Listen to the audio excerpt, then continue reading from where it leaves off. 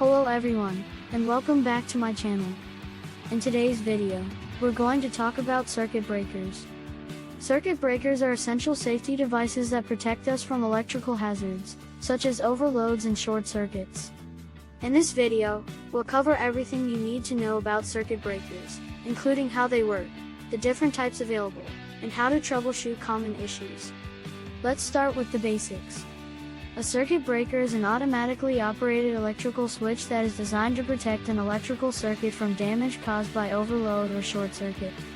It functions as a safety device by interrupting the flow of current when an electrical fault is detected. A circuit breaker is typically located in the electrical panel or distribution board of a building, and it is responsible for protecting the wiring and appliances connected to that circuit. Circuit breakers work by detecting a fault in the electrical circuit and interrupting the flow of current. They do this by using a bimetallic strip or an electromagnet to trip the switch.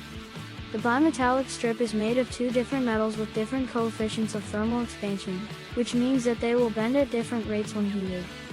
When an overload or short circuit occurs, the current passing through the circuit breaker heats up the bimetallic strip, causing it to bend and trip the switch.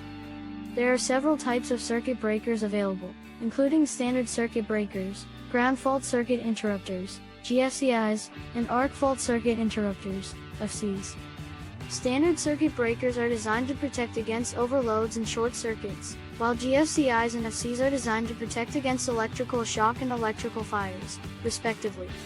If your circuit breaker is tripping frequently or not working properly, there may be an issue with the wiring or the appliance connected to that circuit.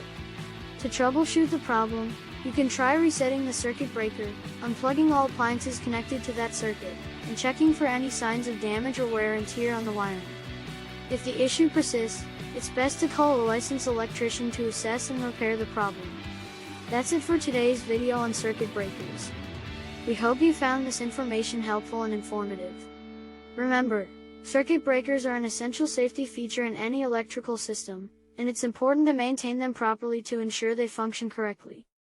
If you have any questions or comments, feel free to leave them down below.